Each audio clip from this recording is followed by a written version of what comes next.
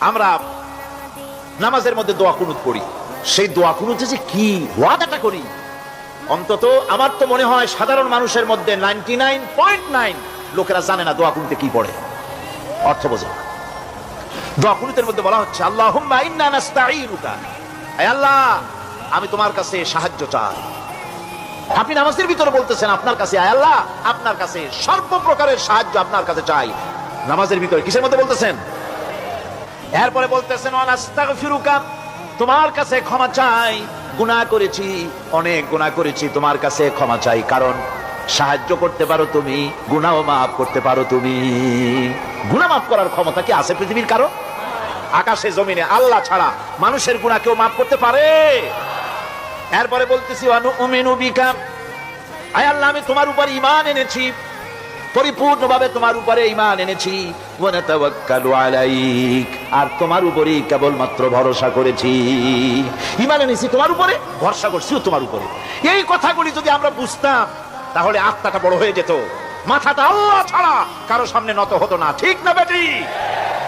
এরপরে বলছি ওয়া নুসনি আলাইকাল খায়র, সর্বপ্রকার কল্যাণের সাথে তোমার প্রশংসা করতেছি। ওয়া নাশকুরুকা, আর তোমার কৃতজ্ঞতা স্বীকার করছি, আমি তোমার শুকর আদায় করি, সর্ব ব্যাপারে তোমার শুকর আদায় করি। আর কি করি? ওয়ালা নাকফুরুকা, আমি কুফরি করি না, অকৃতজ্ঞ নই, আমি তোমার কৃতজ্ঞ বান্দা, আমি অকৃতজ্ঞ নই, একথা আপনি নামাজের মধ্যে বলেন, কিন্তু কৃতজ্ঞতা স্বীকার করেন না। ওয়া নাখলাউ ওয়া নাতরুকু মান ইয়াফজুরুকা, আর আমি ওয়াদা করতেছি এই কথা, তোমার সাথে যারা প্রকাশ্য দুশমনী করে, যারা প্রকাশ্য গুনার মধ্যে লিপ্ত আছে আর তোমার সাথে দুশমনী করে, ওদের সাথে আমার সমস্ত সম্পর্ককে ছিন্ন করে দিলাম। দেখছেন নামাজে কি কইলেন আপনি? আপনি নামাজে কত বড় কথা বললেন, ওয়া নাতরুকু মান ইয়াফজুরুকা, আয় আল্লাহ আমি ওয়াদা করছি তোমার সাথে যারা দুশমনী করে, যারা প্রকাশ্য গুনাহ করে, তাদেরকে আমি পরিত্যাগ করছি, তাদের সাথে আমার কোনো সম্পর্ক নাই। এই কথা বলার পরে আপনার সম্পর্ক কার সাথে একটু চিন্তা করেন তো। আপনার বন্ধু কারা? ইলেকশন আসলে ভোট দেন কাদেরকে? কাদের চা খাওয়ান, কাদের চান্দা দেন? একটু চিন্তা করেন, অঙ্কের সাথে মিলাই নেন। সুতরাং নামাজে কি বলেন সেটা আপনাকে বুঝতে হবে। এরপরে বলতে বলা হচ্ছে আল্লাহুম্মা ইয়্যাকা না'বুদু ওয়া লাকা নুসাল্লি, আয় আল্লাহ তাআলা আমি একমাত্র তোমার গোলামি করি। নামাজে বলতেছেন একমাত্র তোমার গোলামি করি, আর নামাজ থেকে বেরিয়ে আসার পর ওজনে দিলেন কম, খাদ্যে দিলেন ভেজাল, মানুষের জমিনের আইল ঠেললেন, বোনেরে ঠকালেন, মেয়েকে ঠকালেন, মিথ্যে কথা বললেন, আর নামাজে বলে আসছেন আল্লাহ তোমার ইবাদত করি। এই বুঝি তোমার ইবাদতের নমুনা? এই বুঝি তোমার ইবাদতের নমুনা?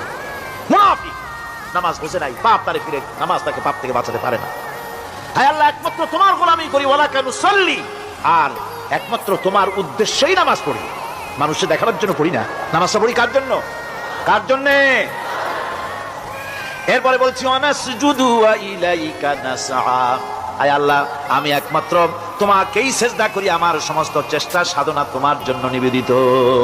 আমার চেষ্টা, আমার জিহাদ, আমার আন্দোলন, আমার বাঁচা, আমার মরা, আমার ব্যবসা, আমার বাণিজ্য, আমার সব তোমার জন্য। কার জন্য? সিল্লা এখন কার জন্য? দোয়া কুনুতটা কত বড় গুরুত্বপূর্ণ চিন্তা করেন। এরপরে বলা হচ্ছে ওয়া নাহফিদু ওয়া নারজু রাহমাতাকা, আমরা কষ্ট করি আর তোমার রহমতের আশা করি। হায় আল্লাহ আমরা কষ্ট করতেছি আর তোমার রহমতের আশা করতেছি। ওয়া নাখশা আযাবাকা, আর তোমার আযাবের ভয় করতেছি। হায় আল্লাহ তুমি দয়া করে আযাব থেকে বাঁচাও।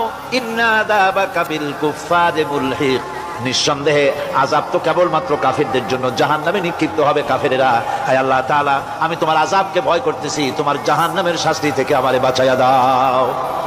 জাহান্নামের শাস্তি থেকে যদি বাঁচতে হয় তাহলে দোয়া কুনুতটা বুঝা নামাজটা যদি সেইভাবে আদায় করা যায়, নামাজ কামেল হয়ে যাবে। কোন আলহামদুলিল্লাহ।